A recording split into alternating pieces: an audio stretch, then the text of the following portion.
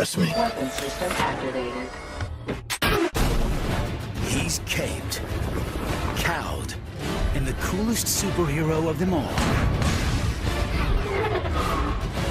Because underneath that batsuit, Batman only has his human strength and intellect to rely on. That and the greatest arsenal of crime-fighting weaponry ever devised. Perhaps you should read the instructions first. But just where does comic book science fiction end and scientific fact begin? All of the tools have some credible basis in scientific reality. What technologies are behind the gadgets in Batman's utility belt? And just how plausible is the Batmobile? These machines now, they do really work. Get ready for a real-life trip to the Batcave as we reveal the secrets behind Batman tech.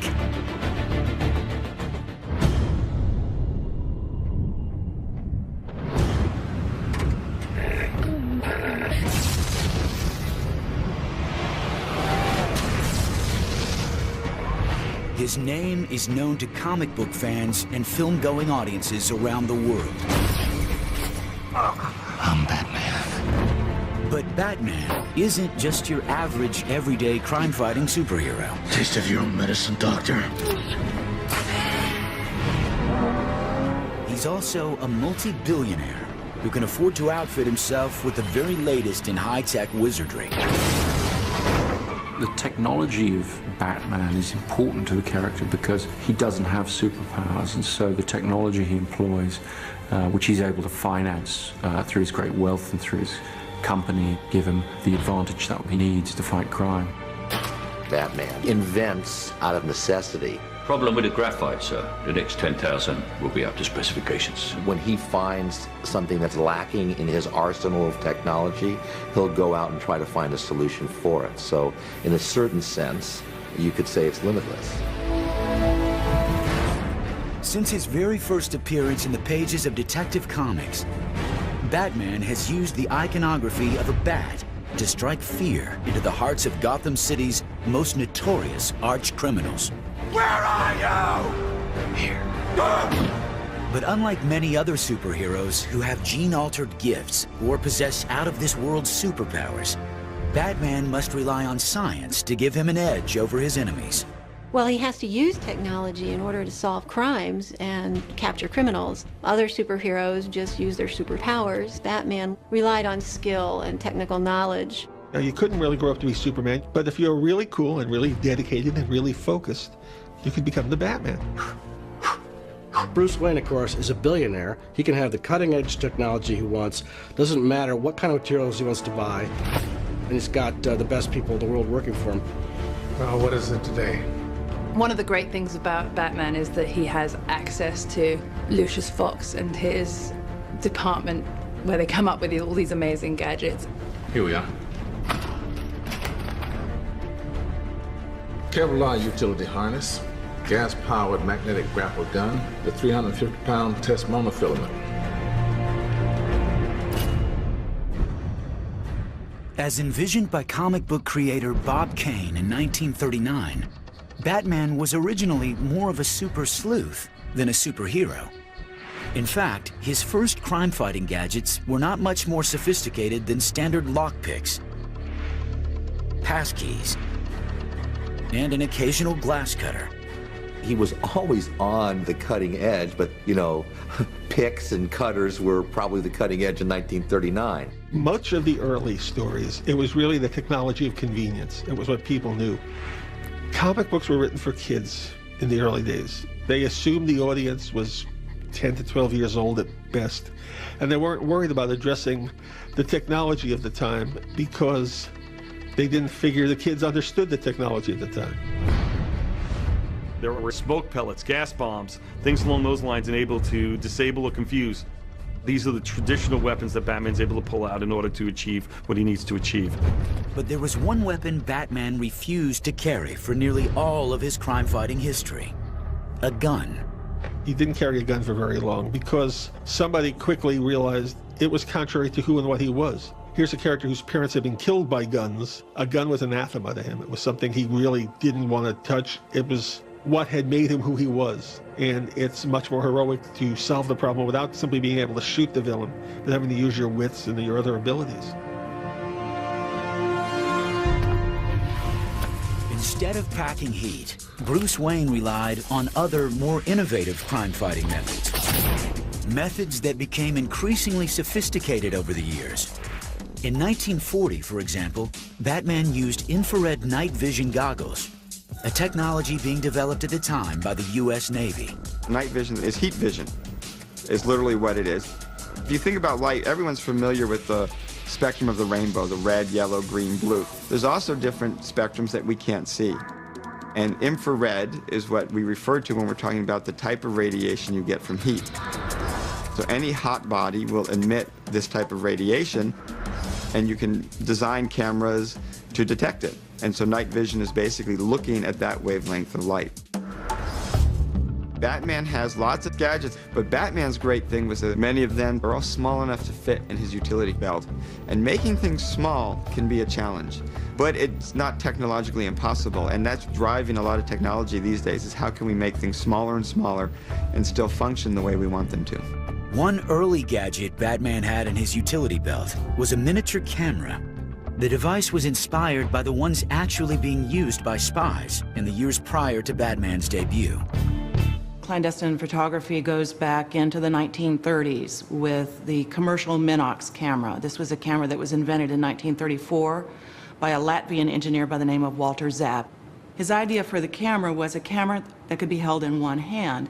But if you're not very dexterous with this camera, it does take two hands to cycle the film. In the commercial world, that's not an issue. But in our world, that draws attention, and we don't like that.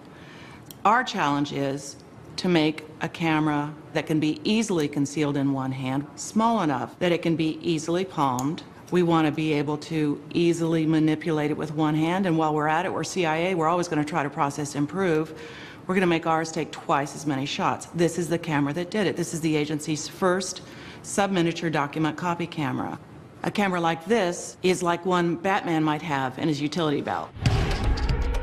In the late 1940s and early 50s, as the world entered the atomic age, Batman's use of real science literally rocketed into the realm of science fiction. In the 50s, a lot of the fiction was very science fiction based. So, you know, Batman had ray guns. They flew in spaceships and things like that. It was just reflective of the times. In Batman number 109, the Caped Crusader used a heat ray to detonate explosives floating in Gotham City Harbor. It seemed far-fetched at the time, and was. But believe it or not, the U.S. military is currently working on just such a device to add to its arsenal. A heat ray is a low-frequency infrared kind of light, and the Army today is developing weapons based on heat rays, much like the one that Batman used. Called the Active Denial System, this non-lethal weapon directs high-frequency microwaves over distances up to 550 yards. Roger, I'm ready for a 100% shot, 3 seconds on the CLT. Its heat ray is about as hot as a light bulb and can penetrate the clothing of aggressors without seriously harming them.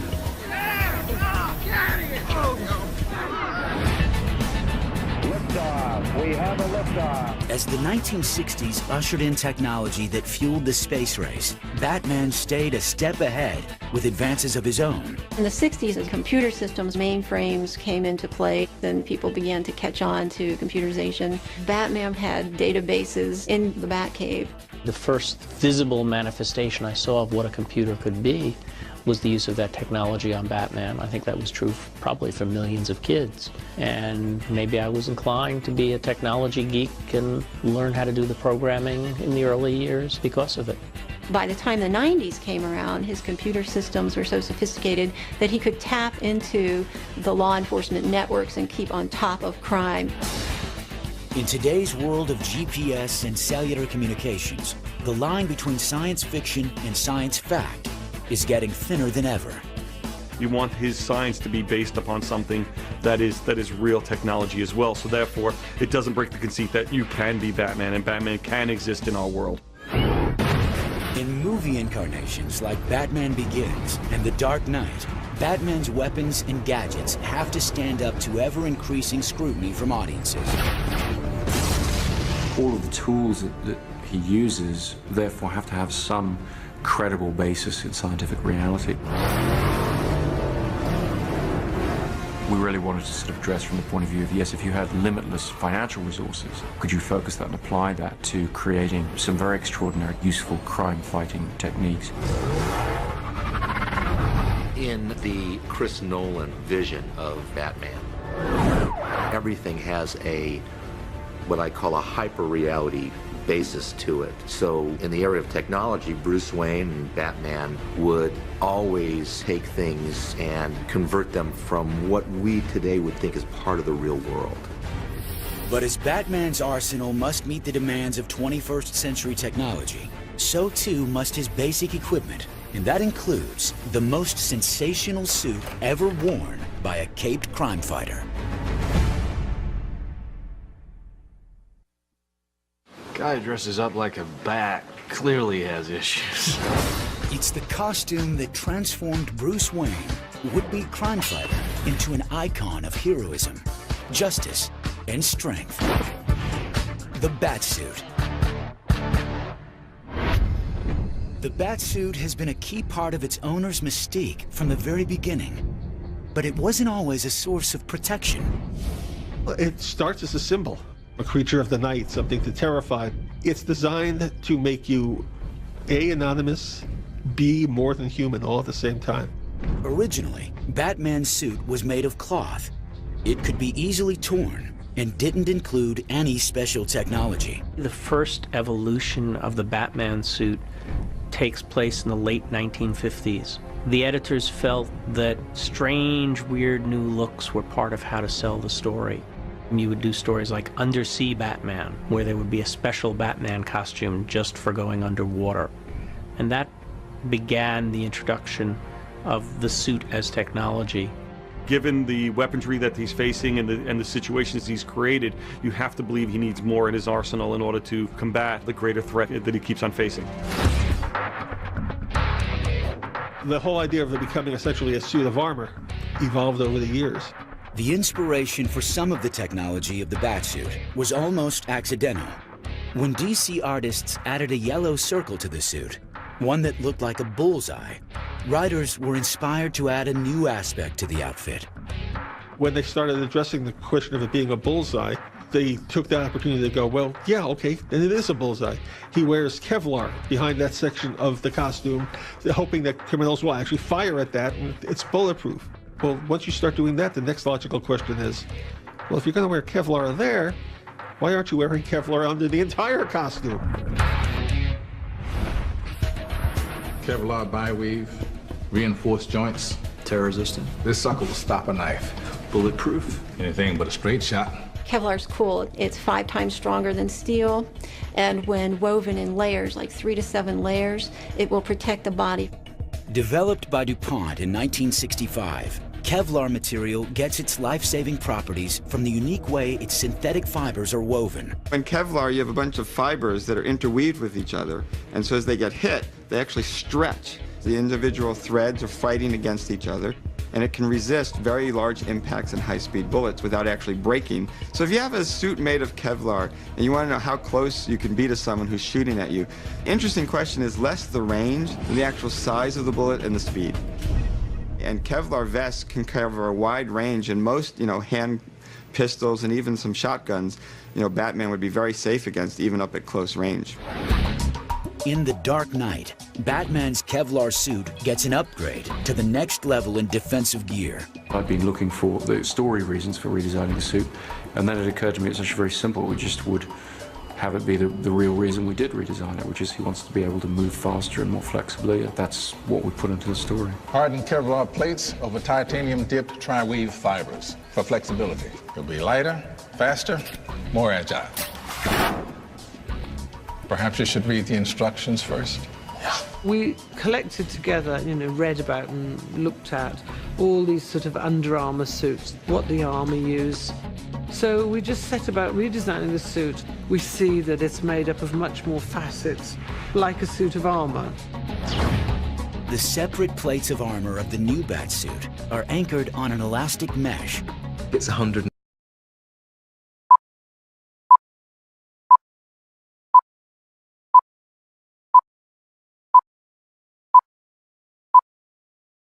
10 components to this suit. We decided that smaller armoured plates would allow a crumple zone between those armoured plates and allow him more movement. The Batsuit's flexible, armor-plated design parallels an actual technology called ceramic armor, made by companies like Ceradyne Incorporated in Costa Mesa, California. Their ceramic plating has the resistance of steel, the material that's long been used to stop bullets. But ceramic plating is 70% lighter. To stop the bullet, you have to break the bullet. Therefore, you need something that is harder than the bullet. The lightest weight, hardest material known to man for these types of applications is known as boron carbide. Boron carbide is a black crystalline powder. When heated to extreme temperatures and formed into ceramic plating, it becomes nearly as hard as diamonds. So where you are right now are in the hot pressing area. This is where we take a powder and we make it into the lightest, hardest material known to man. Transforming the particles into armor begins by pouring the powder into forms and then compressing the material. The armor molds are then put into a hot press. And behind me, you can see the hot presses. These are induction heated, and they operate at temperatures close to 4,000 degrees Fahrenheit. The plates are then cooled, but they're not safe to be used as armor yet. In certain high impact, ceramic armor plating still will shatter. But that's actually a benefit because it really dissipates the energy into the shattering of the material instead of your body. But shards of shattered ceramic plating can still be deadly if they enter the body. To prevent this lethal possibility, a special resin is fused to the back of each piece of armor to catch the broken shards. The final step is we have to put out an outer layer. The outer layer is called the spall shield. So when a bullet comes in, not only do you stop it and catch the fragments in the back, but there may be a little bit that tends to fly in the wrong direction. This will stop it. Armored protection, like Batman has in his suit, is essential to military personnel around the world. As shown in this video, taken by an enemy sniper, ceramic plating can be a soldier's best defense when under attack. The shot was aimed at the soldier's heart, but he survived thanks to his body armor. Development of the Ceradyne armor has resulted in thousands of lives being saved. You can hold the muzzle up against a guy's chest and pull the trigger, and we'll stop that bullet. For my opinion, you need to lighten up. Batman can not only take a bullet, he can also literally take the heat. Thanks to the fact that his suit is made of the real fireproof material known as Nomex. Nomex is used in firefighters' uniforms. Welders can wear it. Racing car drivers can wear it. Anyone who's at chance of being near a high flame situation or an explosion. When exposed to flame, regular cotton fabric ignites instantly. But clothing made of Nomex doesn't burn. It doesn't catch on fire, it doesn't melt, and it doesn't do any of the horrible things you think of when you're in fire, so that you can withstand fires for minutes without melting, burning, or igniting. Nomex is a fiber with built-in flame resistance. When exposed to intense heat, the fibers carbonize and become thicker, creating a protective barrier between the suit and a person's skin. Batman can basically walk through flames with this material, and the only thing he'll feel really is the heat. And if Batman rolls and falls and gets the fire out within a few minutes, he's certainly going to be fine. One of the essential parts of any superhero's suit is his cape, and Batman is no exception. But his cape benefits from a blend of real-life tech and the type only found in the labs of Wayne Enterprises. Do you have any lightweight fabrics? You know, I think I have just the thing. It's called memory cloth. Notice anything? Molecules realign, become rigid. What kind of shapes can you make? Can be tailored to fit in any structure based on a rigid skeleton. On first glance, the fantastic fabric seems like, well, a fabrication. But surprisingly, scientists say material with memory is in the works, and someday, items like Batman's amazing cape may become solid objects with the help of magnetism. One that's been under active development is something called magnetoreological fluids. You have a fluid with little particles in it that when you apply magnetic fields, they all line up and they become very, very stiff. The problem is the amount they move is very small. So you would need a lot of them to have any sort of effect on your cloth. But it is not something that's technologically impossible. It's just something we haven't figured out how to do completely yet. Okay, so let's say Batman's cape can harden into a wing. That doesn't mean he can automatically conquer the challenges of flight. Even real bats have difficulty accomplishing the feat. Bats are not very effective flyers. They're excellent gliders. The energetics involved in bat flight is really quite high. They're not particularly graceful. But Batman's method of flight doesn't involve the flapping motions used by real bats.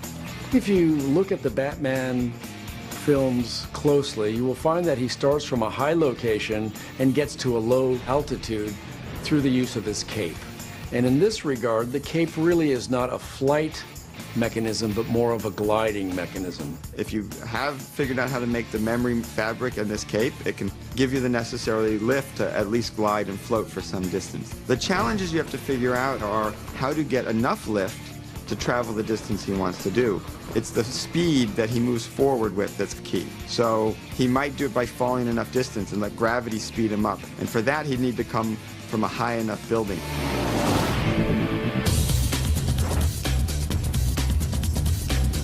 Believe it or not, people can actually glide like the Caped Crusader. In our world, we may not have Batman's transforming cape, but we do have something similar. Wingsuits. The way this thing works is there's a slit right here. Air goes in the arms and fills up the suit. Actually, this whole entire suit is one big wing. The whole entire thing fills up with air, and that's kind of what helps you fly. You're not just controlled falling anymore. So a wingsuit works basically the same way that we expect Batman's cape to work. You have the fabric shaped between your arms and your body and your legs in a way that gives you an airfoil type effect, a wing-like effect that generates lift as you move forward through the air. But if you look at the way they use wingsuits, you can tell that there's some dangers there in terms of the way Batman uses his cape, as most of the people using a wingsuit also have a parachute for the last bit to get them down to the ground safely. Of course, not all of Batman's technological tricks are in his suit. For others, you have to look closer. Inside the most mysterious and versatile toolbox in superhero history, the utility belt.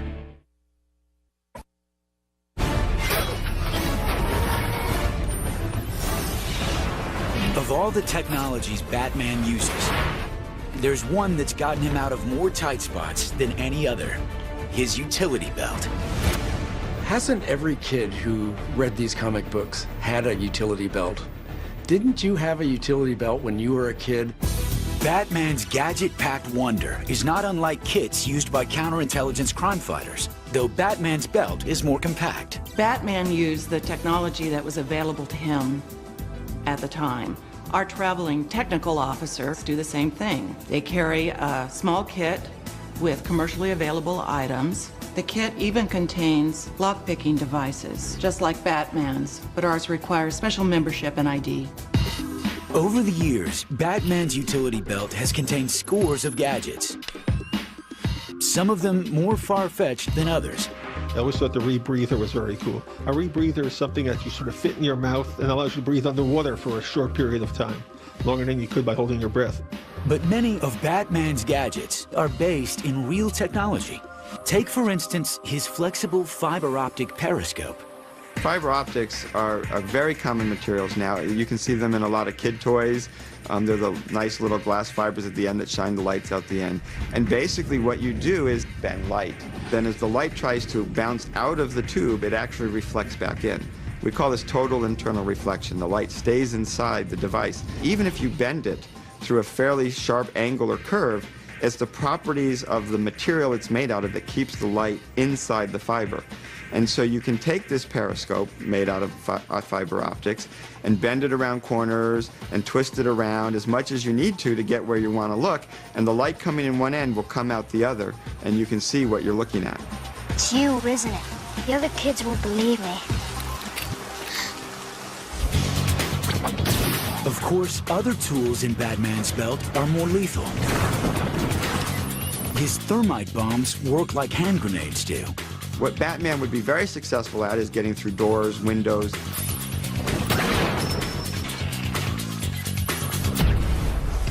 A more unusual weapon is Batman's signature Batarang, the Dark Knight's version of a boomerang. The Batarang was always my favorite. I always thought that was the coolest. Every kid in their own home is sitting there trying to build their own Batarang and see if they work. Each arm of a real boomerang is contoured like an airplane wing. When thrown, the rotating airfoils help give the device lift, similar to the way propellers lift a helicopter. A boomerang circles back to its launching point due to gyroscopic precession, a phenomenon that causes a spinning object to maintain its axis and direction as it rotates.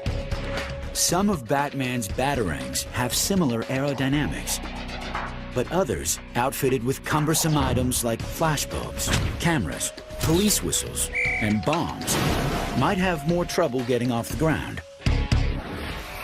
In Batman Begins, the Batarang was entirely reconceptualized as a martial arts style throwing star. The Batarang was a very early piece of equipment of Batman's, and we felt it was very important to sort of make that part of his belt, but it had to be a very high-tech version of it, so it's smaller, but it's still a pretty lethal weapon. Why bats, Master Wayne? Bats frighten me. It's time my enemies shared my dread. But the most famous use of the Batarang in the comics is as a grappling tool, a device that has now evolved into a grappling gun. And like many others, this technology is anchored solidly in science. To have the grappling hook reach the top of the building, this is relatively easy. You're not looking at, I think, anything more powerful than some very simple spring-loaded guns, air guns, compressor things that you could easily imagine in the size of the handgun. Batman's grappling system also packs enough power to lift the Dark Knight off the ground and into the air in mere seconds. That much liftoff would take a powerful motorized mechanism, one that factors in both Batman's weight and speed of travel. If you look in the movie and estimate the speeds he's going up, you're looking at a power that's around 5,000 watts. To put that in perspective, typical light bulbs are 60 or 100 watts. So you're talking, maybe 50 times the power in a standard light bulb. That might sound like a lot, but it's not too bad. You can actually generate that power. And in fact, people have made devices that can pull people up. One of those devices is the Atlas-powered rope ascender, used by the U.S. Army. The Atlas is really similar in a lot of ways to what Batman's using right out of the comic book or the movies. The system is designed to pull a very large load up a rope extremely quickly. It's great for rapid escape, search and rescue, all sorts of things that Batman's actually doing.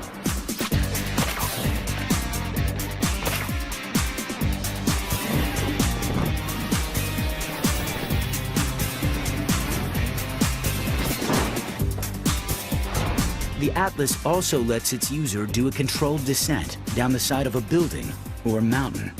And its mechanism is relatively simple. It's a lot like a capstan winch on a sailboat. And the capstan basically gives you a very strong circumferential grip around something round when you apply a load to the rope. To engage the rope, you simply wrap it around that capstan winch mechanism in the device, close the lid, and pull the trigger. To operate it, it's like a portable drill, variable speed trigger. You pull the trigger more, you're going to go up faster. Built for combat search and rescue and other vertical tactical operations, the Atlas can swiftly lift over 500 pounds. So just like Batman's grappling system, carrying two people isn't a problem. A fully loaded soldier is always going to weigh at least about 300 pounds. In the infantry, the lightest pack load that men have is about 75 pounds. From there on, it only gets heavier. So we want to be able to accommodate a soldier and a fully loaded pack at all times. Additionally, if you need to use this device for rescue, it makes it so that you can clip yourself and an additional person in and lift them both at the same time. We built more like a truck that's for vertical operations. So this system's rugged, it can be used a lot, it's got very long battery life, and can lift a very high load repeatedly. So this is more of a utilitarian system than what Batman actually has. Batman's utility belt may be the ultimate in compact crime fighting, but the Caped Crusader doesn't always think small. And Batman tech doesn't get any bigger or cooler than an automobile that's become a pop culture icon.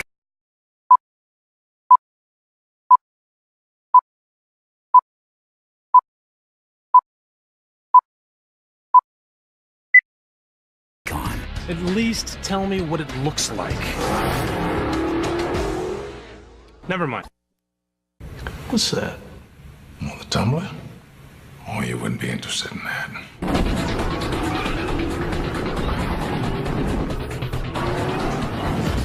Since 1941, Batman has cruised the streets of Gotham City in a car that pays flashy tribute to his nocturnal namesake.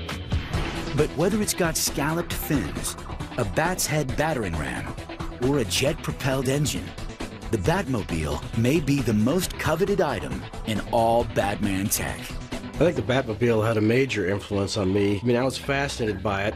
I wanted to drive it, I wanted to see it, and I think it kind of got me into cars at an early age that way. Artists and writers have kept improving on the Batmobile's design, with additions and overhauls reflecting car trends of the day. The ever-changing Batmobile. You know, you see a different Batmobile for every year. You see a different Batmobile for every generation. In the 40s, you had the big grille, which was kind of cool. The first Batmobile I remember was the Batmobile of the 50s with the huge bat fin on the back and the bat-headed battering ram in the front. It was big enough to be a tank. Then he got into the 60s and the car evolved to match the one in the television series with the atomic turbines. Then in the early 70s, it became a sports car. I always thought that was the coolest. I mean, the whole idea that this singular, unique vehicle belongs to a singular, unique character. So what do you think? Does it come in black? As Batman's enemies got tougher, so did his car. Make it color? It's a black tank. And no retooling of the Batmobile was more radical than the one showcased in Batman Begins. Hold on. Director Christopher Nolan and designer Nathan Crowley set out to create a 21st century ride. One whose practicality and power would help set the tone for the entire film. The purpose of redesigning the Batmobile, which we call the Tumbler, was to have it have capabilities that we felt a crime fighter would need to have in the modern day. The Tumbler, that was the first thing we designed, because I felt that if we could show the studio what the Batmobile was in our world, they'd get a handle on what everything else would be. Action! I felt that we needed a new contemporary approach in order to believe in the utility of this vehicle.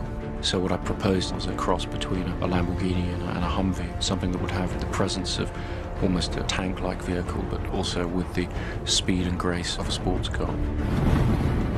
She was built as a bridging vehicle. During combat, 2 of these would jump over a river towing cables.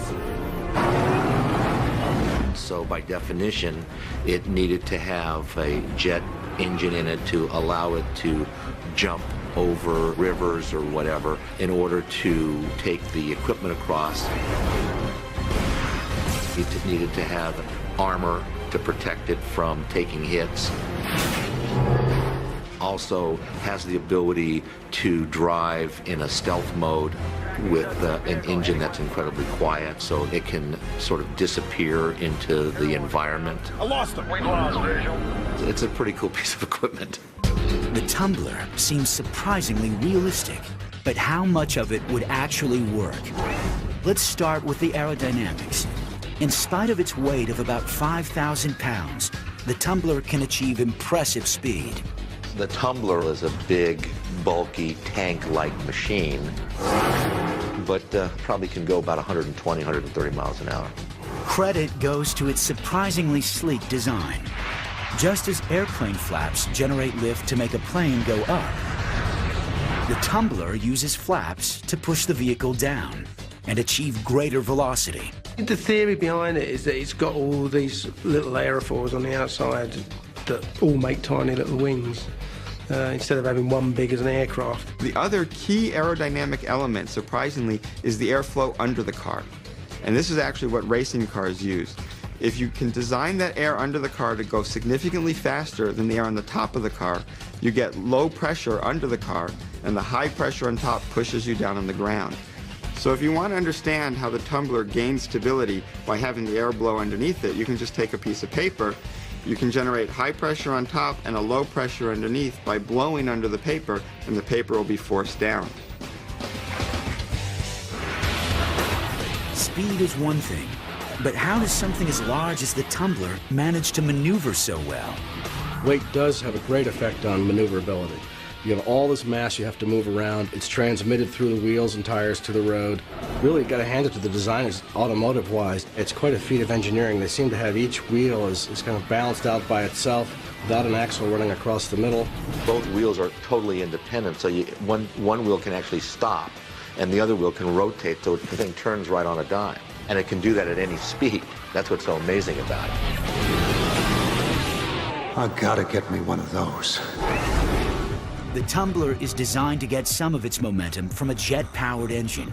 Another detail rooted in reality. Jet-powered cars have been used to set land speed records, and they've even made brief trips into the consumer world. They've tried to use jet engines in cars throughout history. 1963, Chrysler introduced the turbine car.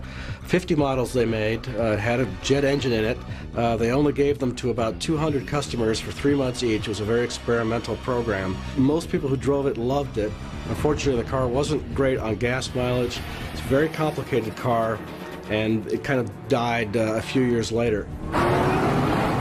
Over here on the throttle, flip that open and throttle up. This will boost you into a rampless jump. Right now!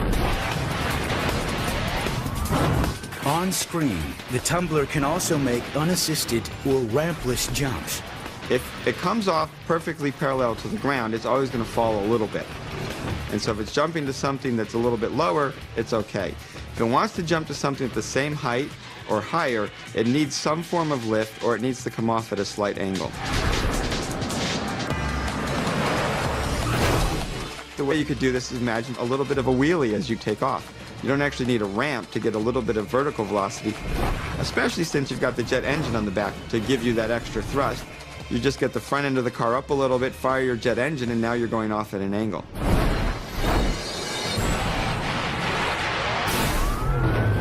You know, we were confident that we could do some pretty amazing jumps and it land and drive off. You know, not the classic thing where the car jumps, lands, falls apart, and then you cut and put another car in and drive away. You know, we were proud of the fact that we could do all that and still carry on the seasons. If you had powerful enough hydraulics or electromagnetic shots up front, and then you had a very powerful jet engine that aimed down a little bit, you might be able to get enough of a leaping effect to go 10, 20, 30 feet in the air. The real danger is the landing. He's going to be landing at a very high speed. So the front end of the car has to have the stability and the shock system to survive that jump. And in fact, if you look closely, the Batmobile does some interesting thing. The front wheels extend, there's extra shock absorbers there, and when it hits the ground, it slows down over that longer distance that enables it to survive the impact. The Batmobile Tumbler is certainly impressive, but the tech team at Wayne Enterprises isn't resting on its automotive laurels. These days, Batman's got a new and even more outrageous way to navigate the mean streets of Gotham City. The prehistoric world transforms into a battlefield.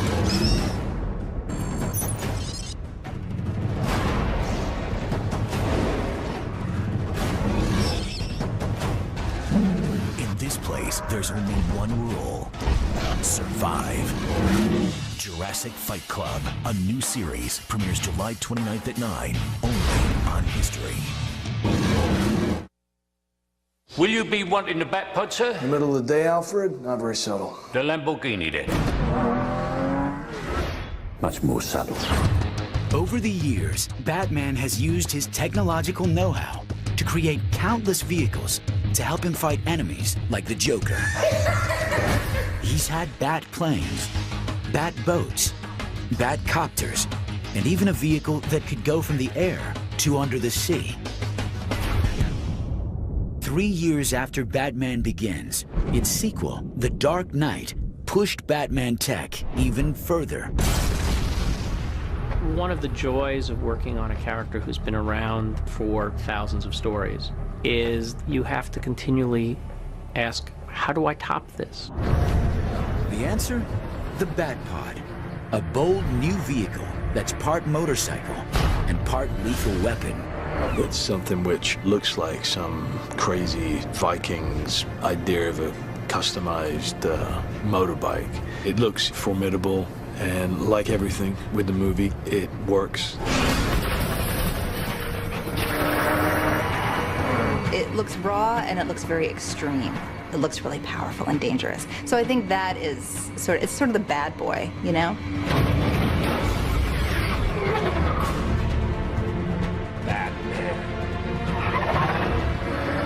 The task, as usual, was to build something that could really go fast, make turns, you know, the usual outrageous, you know, parameters. It really had to belong to the same family as the Batmobile, so that's where we started. I'd hesitate to even call this a motorcycle just because it's so different from the way a motorcycle typically handles. I mean, there isn't really a seat. You're lying down on your belly and your legs are splayed apart 3.5 feet. Riding the Batpod in a practically prone position gives the Dark Knight an aerodynamic edge. The low-profile technique is frequently used by professional racers. Grand Prix motorcycle racers, whenever they get a chance, whenever they're on a straightaway, they duck down and they make themselves as small as possible, and it's that aerodynamic drag they're trying to eliminate. When Batman is down on the Batpod in that position, he's eliminating drag, and he's a lot less exposed, and he's also lowering the center of gravity, so he has more control over the vehicle. The Batpod weighs about 700 pounds. Because it's so large, controlling the bike takes extra skill, including the use of special handlebars, which act as arm shields. The steering of it was totally unconventional. He had these big cowls that came around his arms that he was more from his shoulder, actually, that he steered. Well, you want to use more of your body weight to turn a bike, and on this, I think that if you're not just using your arms and your hands placed on a handlebar, but you've got this action so that you're in these arm shields that help you sort of lean the bike in, that's going to help you maneuver it. So that you're really forced to use your body weight to control it as opposed to just arms, because you'd have to be Arnold Schwarzenegger in order to be able to turn that kind of tire on a motorcycle. Besides the way it's steered, the Batpod is also unique in the way it's propelled. Well, the thing that strikes me the most about this is that where you would expect the motor to be, it doesn't exist. It's not in the middle of the bike. A standard motorcycle has a single engine in the center of the vehicle. On screen, the Batpod is intended to have not one, but 2 engines. And amazingly, one is tucked inside the hub of the bike's front wheel, and the other inside the back wheel. Putting the engines inside the wheels is being worked on, actually, by a number of companies right now. In 2003, a Swiss engineering team developed a 160-horsepower engine mounted inside 22-inch car tires. Known as independent wheel drive, the technology can also be used in motorcycles, though it works best when the engine is in just one wheel of the bike. The disadvantage to having an engine in both the wheels is that they have to be synchronized some way. Otherwise, if one's spinning faster than the other, of course, one's trying to push you too fast or the other one's trying to pull you too fast, they would have to have computer control. This is something Batman, of course, can afford, and he would have his perfectly synchronized, and that way he's got great traction because he's got engine putting power down and back, engine putting power down in front, all synchronized. He's good to go.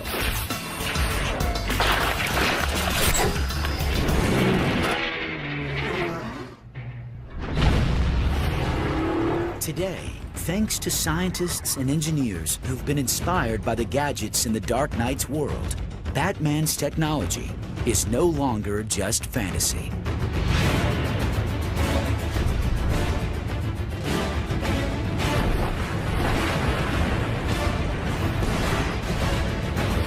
And I think much of the technology that comes out of Batman comes out of people who were fans, who are now scientists, inventors, designers. If you're a kid watching this stuff or reading about it, it makes you want to go out there and try to make things yourself. It's a seamless loop.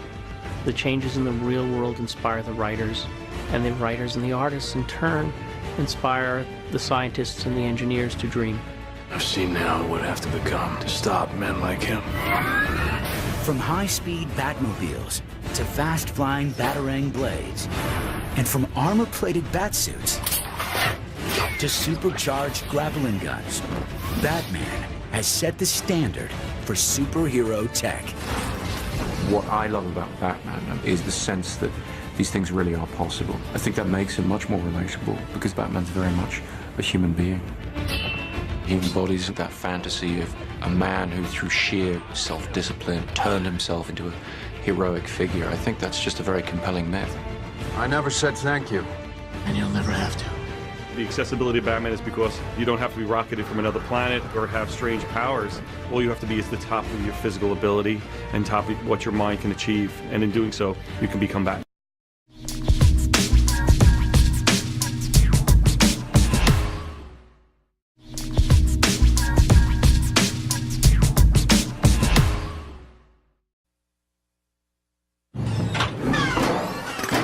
Trust me. Weapon system activated. He's caped, cowed, and the coolest superhero of them all. Because underneath that batsuit, Batman only has his human strength and intellect to rely on. That and the greatest arsenal of crime-fighting weaponry ever devised. Perhaps you should read the instructions first. But just where does comic book science fiction end and scientific fact begin? All of the tools have some credible basis in scientific reality. What technologies are behind the gadgets in Batman's utility belt? And just how plausible is the Batmobile? These machines now, they do really work.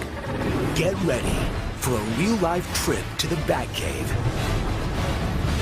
as we reveal the secrets behind Batman tech.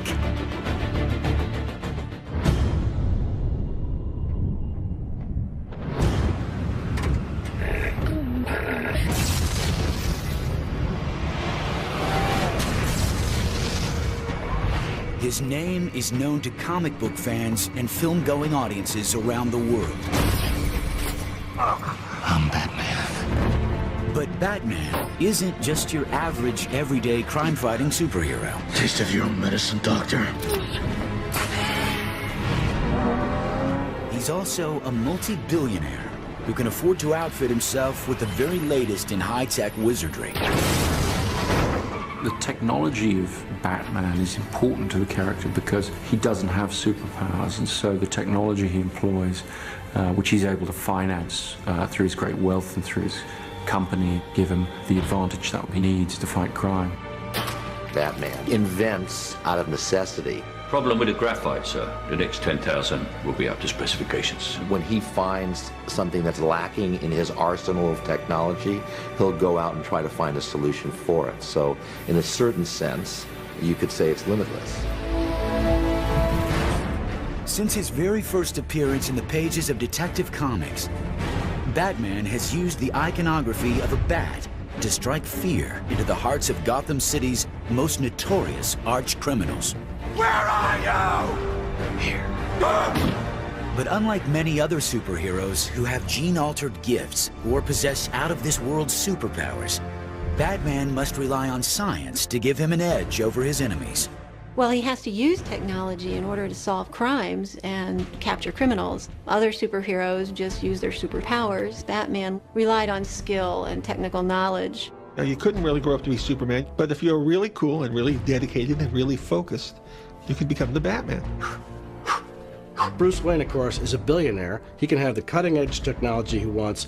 Doesn't matter what kind of materials he wants to buy. And he's got the best people in the world working for him. Well, what is it today? One of the great things about Batman is that he has access to Lucius Fox and his department. In the commercial world, that's not an issue. But in our world, that draws attention, and we don't like that.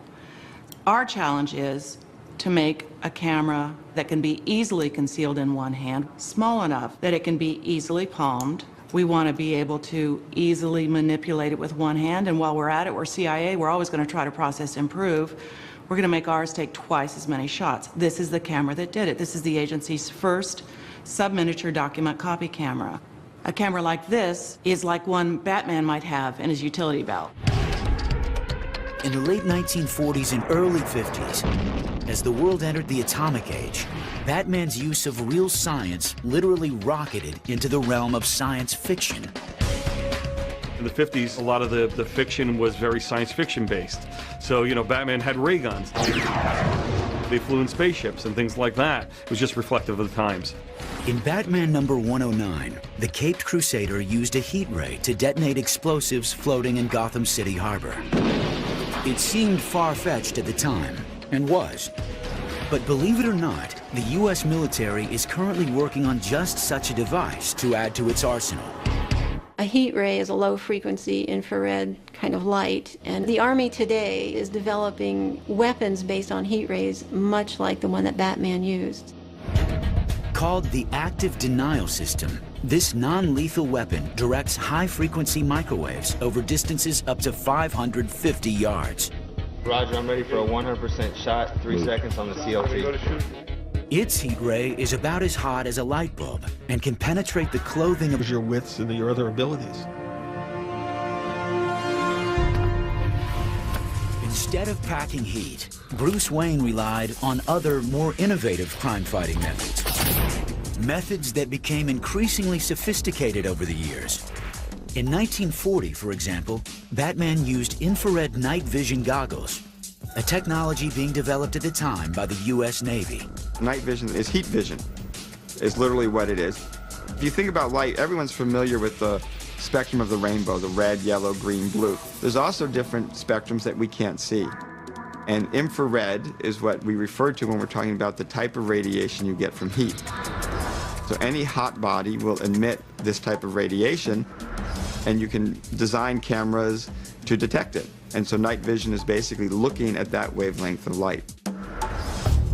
Batman has lots of gadgets, but Batman's great thing was that many of them are all small enough to fit in his utility belt. And making things small can be a challenge, but it's not technologically impossible, and that's driving a lot of technology these days, is how can we make things smaller and smaller and still function the way we want them to. One early gadget Batman had in his utility belt was a miniature camera. The device was inspired by the ones actually being used by spies in the years prior to Batman's debut. Clandestine photography goes back into the 1930s with the commercial Minox camera. This was a camera that was invented in 1934 by a Latvian engineer by the name of Walter Zapp. His idea for the camera was a camera that could be held in one hand. But if you're not very dexterous with this camera, it does take 2 hands to cycle the film. Where they come up with all these amazing gadgets. Here we are. Kevlar utility harness, gas-powered magnetic grapple gun, the 350-pound test monofilament. As envisioned by comic book creator Bob Kane in 1939, Batman was originally more of a super sleuth than a superhero. In fact, his first crime-fighting gadgets were not much more sophisticated than standard lockpicks, passkeys, and an occasional glass cutter. He was always on the cutting edge, but, you know, picks and cutters were probably the cutting edge in 1939. Much of the early stories, it was really the technology of convenience. It was what people knew. Comic books were written for kids in the early days. They assumed the audience was 10 to 12 years old at best, and they weren't worried about addressing the technology of the time because they didn't figure the kids understood the technology at the time. There were smoke pellets, gas bombs, things along those lines enabled to disable or confuse. These are the traditional weapons that Batman's able to pull out in order to achieve what he needs to achieve. But there was one weapon Batman refused to carry for nearly all of his crime-fighting history: a gun. He didn't carry a gun for very long because somebody quickly realized it was contrary to who and what he was. Here's a character whose parents had been killed by guns. A gun was anathema to him. It was something he really didn't want to touch. It was what had made him who he was. And it's much more heroic to solve the problem without simply being able to shoot the villain than having to use